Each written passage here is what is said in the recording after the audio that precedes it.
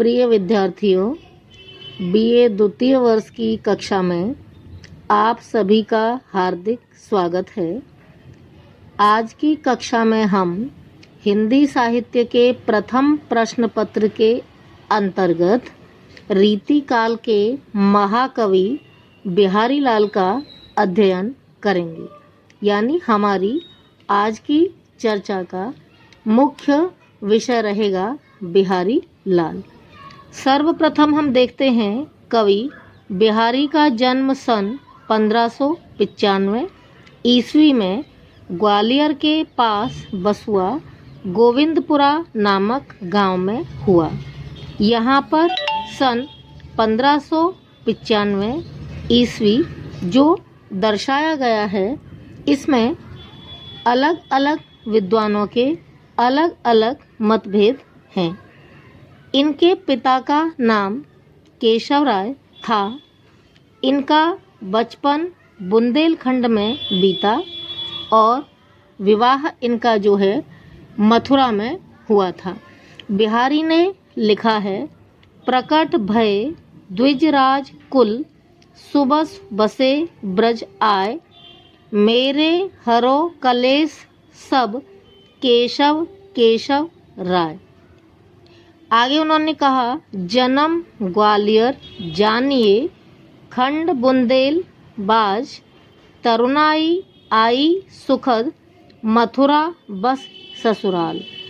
ससुराल में इनका जीवन अत्यधिक अपमान से ही व्यतीत हुआ। कहा जाता है कि पिता केशव राय यानी बिहारी के पिता केशव राय इन्हें ओरछा ले गए। इन्होंने हिंदी के प्राकृत काव्य ग्रंथों का अध्ययन किया और आगरा आकर इन्होंने उर्दू फारसी को भी पढ़ा। प्रसिद्ध कवि अब्दुल रहीम खान खाना के संपर्क में ये रहे और कवि कर्म की उपाधि यानी ख्याति इन्होंने अर्जित की। ये शाहजहां के कृपा पात्र भी रहे तथा जोधपुर एवं बूंदी से भी इनका संपर्क रहा। वे आमेर गए और उसके पश्चात जयपुर नरेश के साथ पटरानी अनंत कुमारी को इन्होंने अपनी काव्य प्रतिभा से अत्यधिक प्रभावित किया। यहीं पर वे फिर जयपुर नरेश के यानी जयपुर नरेश राजा जयसिंह के ये दरबारी कवि हो गए। यह भी प्रसिद्ध है कि जब राजा जयसिंह अपनी नवविवाहित पत्नी पर आसक्त होकर राजकाज से उदासीन हो रहे थे और वो किसी भी प्रकार से अपने कार्य को नहीं संभाल पा रहे थे, उस समय पर जो है उनको सचेत करने के लिए बिहारी ने उन्हें एक दोहा लिखकर दिया था। बिहारी ने जो राजा जयसिंह को दोहा भेंट किया था वह कुछ इस प्रकार से था, नहीं पराग नहीं मधुर मधु, नहीं विकास इह काल, अली कली ही सौ बंध्यो, आगे कौन हवाल। बिहारी की पत्नी, इससे पूर्व हम ये देख लेते हैं, इस दोहे को और स्पष्ट कर लेते हैं कि जैसे ही यह दोहा दिया था तो इससे क्या है, राजा जयसिंह प्रभावित बहुत अधिक हुए थे और उसके पश्चात जो है वो बिहारी को जो है अनेकों, जब वो अलग अलग अपने दोहे लिख कर के देते थे तो कहते हैं कि वो उनको एक एक दोहे पर एक एक असरफी जो है उनको दान में दिया करते थे। आगे देखते हैं, बिहारी की पत्नी सुशिक्षित थी और कहा जाता है कि सतसई रचनाओं में उनका भी योगदान रहा था। आमेर में ही सतसई की रचना की गई। रीति शास्त्र की शास्त्रीय पद्धति में उन्होंने प्रवीणता प्राप्त की और कुछ समय नरहरि दास और पंडित जगन्नाथ के साथ काव्य मंथन में वो अपना समय व्यतीत करने लगे। बिहारी के कोई भी संतान नहीं थी जीवन के अंतिम वर्ष उनके निराशा में ही व्यतीत हुए। सतसई की ख्याति प्राप्ति के पश्चात वे पुनः मथुरा लौट आए और यहीं पर सन 1664 ईस्वी में इनका निधन हो गया। अब हम देखते हैं रचनाकार का व्यक्तित्व और उसकी रचनाएं। कविवर बिहारी लाल का व्यक्तित्व काव्य मर्मज्ञ, शास्त्र ज्ञाता, बहुज्ञ मानव और रसिक व्यक्तित्व के आदर्श से निर्मित हुआ था। वे जीवन के सभी पक्षों को स्वीकृति देते थे। जो भी पक्ष इनके सामने रखे जाते थे उन पर वे अपनी सहमति देते थे और संप्रदायों की किसी भी प्रकार की दलबंदी से वे सदैव दूर रहते थे। वास्तव में इनके व्यक्तित्व का निर्माण सामंतवादी परिवेश में हुआ था। गवई संवेदना से दूर ये नागर कला के व्यक्ति थे। विलास ऐश्वर्य इनके संस्कारों में बसा हुआ था, लेकिन जीवन के अनुभवों के कारण सामाजिक राजनीतिक स्थितियों पर कठोर व्यंग करने में वे कभी भी नहीं चूकते थे। जहाँ पर भी कवि बिहारी को व्यंग करने का अवसर मिलता था तो वे व्यंग अवश्य करते थे। निम्बार्क संप्रदाय में दीक्षित होने पर भी राम और कृष्ण, निर्गुण और सगुण में किसी भी प्रकार का भेदभाव बिहारी नहीं करते थे। इसी कारण कहा जाता है कि इनके पास एक अखंड रचनाकार का तेजस्वी व्यक्तित्व था। अब देखते हैं हम रचनाएं कि रचनाएं क्या हैं। बिहारी की एक ही रचना सतसैया या सतसई नाम से मिलती है। इस रचना को ही बिहारी सतसई और बिहारी रत्नाकर भी कहा जाता है। इस रचना में बिहारी के 713 मुक्तक परंपरा के दोहे तथा सोरठा संग्रहित हैं। इस तरह से जो है इधर इस रचना के साथ इनके 3 कवित्व और उपलब्ध हुए हैं तथा शेष रचनाओं की खोज अभी जारी है। श्रृंगार, नीति और भक्ति के दोहों से युक्त इनकी सतसई भाषा की समस्त शक्ति एवं अर्थ के पैनेपन के लिए प्रसिद्ध है। बिहारी के दोहे अर्थगूढ़ होने के कारण गागर में सागर भरने की कहावत को चरितार्थ करते हैं। इस रचना के लिए यह कहा जाता है कि सतसैया के दोहरे ज्यों नाविक के तीर, देखन में छोटे लगें घाव करें गंभीर। अर्थ की गहराई और विस्तार दोनों ही गुण इनके दोहों में पाए जाते हैं। मूलतः इस रचना का काम प्रतिपाद्य विषय श्रृंगार है। इसमें भक्ति, नीति और शास्त्र के भी कुछ अंश हमें दिखाई देते हैं, पर प्रधानता की दृष्टि से देखा जाए तो श्रृंगार की ही इसमें प्रधानता पाई जाती है। राधा कृष्ण का रीतिकालीन रूपनायक नायिका के भेदों उपभेदों के साथ इस रीति सिद्ध रचना में यह रूप जो है मौजूद हमको दिखाई देता है। नायक नायिका के अनुभाव, हाव एवं जो है हेला की तो यह रचना सुंदर उदाहरण कही जा सकती है।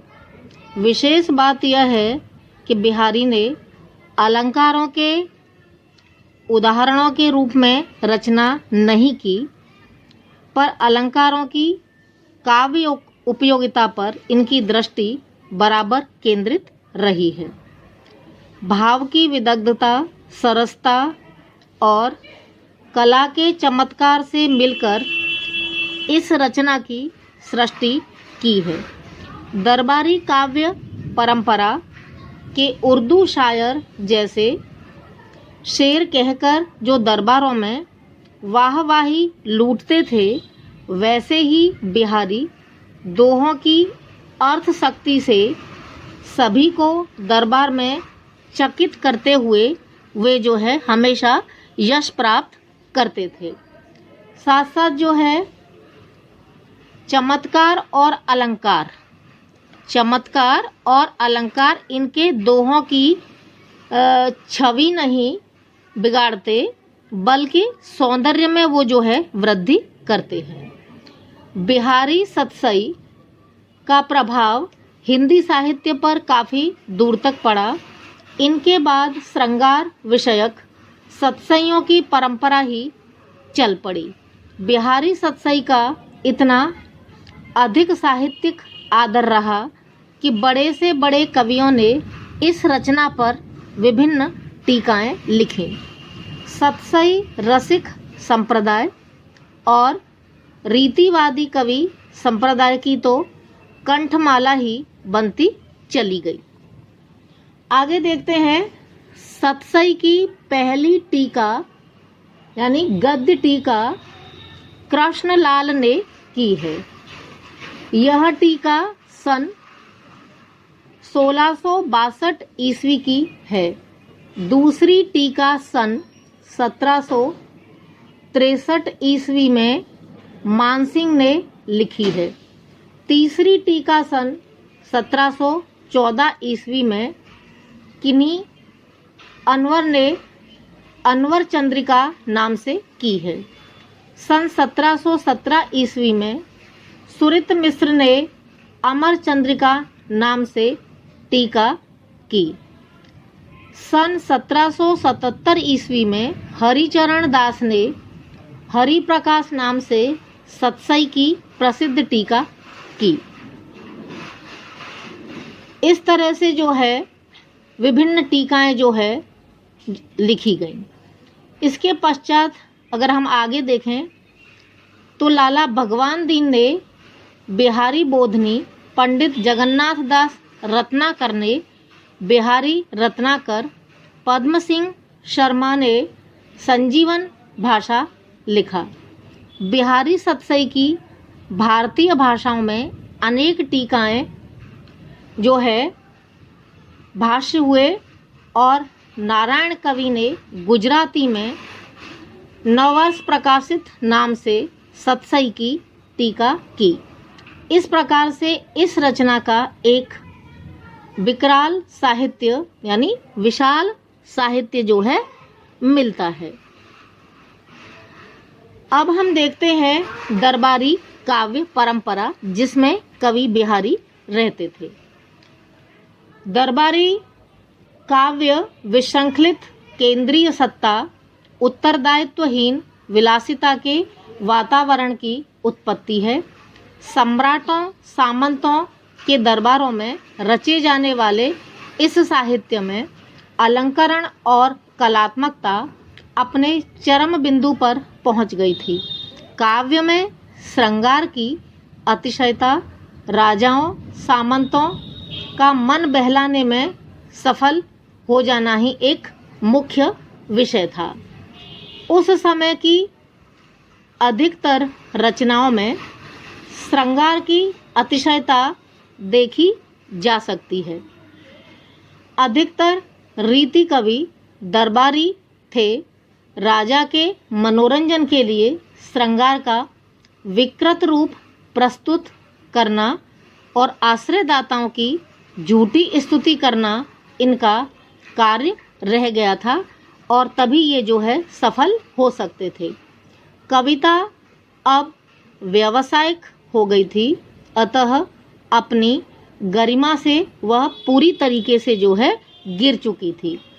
हिंदी के रीति कवियों को दरबार में अपने काव्य का चमत्कार प्रदर्शन करने के लिए एक ओर संस्कृत के आचार्यों पंडितों से पूरी तरीके से जो है स्पर्धा करनी पड़ती थी।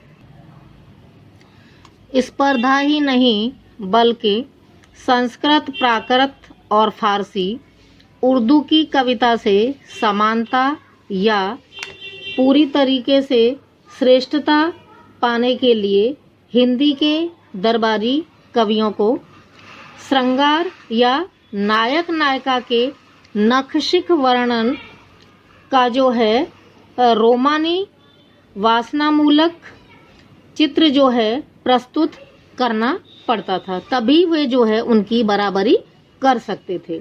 बिहारी ने भी इसी दरबारी काव्य परंपरा को अपनाते हुए अपने काव्य में श्रृंगार वर्णन को ही अधिक महत्व दिया है।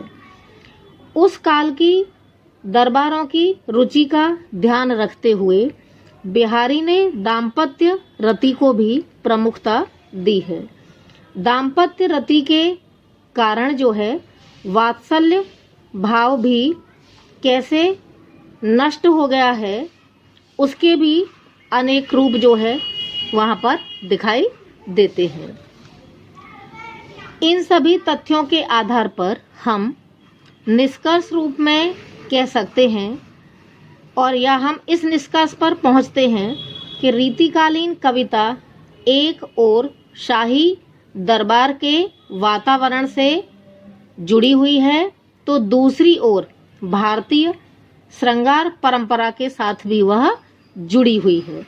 इसी परंपरा को अपनाते हुए बिहारी और अन्य रीतिकालीन कवियों ने अपने काव्य की रचना की थी, जिसमें श्रृंगार, विलास और मनोरंजन की प्रवृत्ति प्रधान है, जो कि इस युग के दरबारी काव्य परंपरा की एक मूल प्रवृत्ति रही है।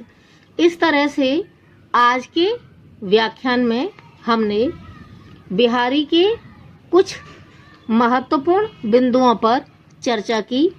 आज के इस व्याख्यान को हम यहीं पर समाप्त करते हैं। धन्यवाद।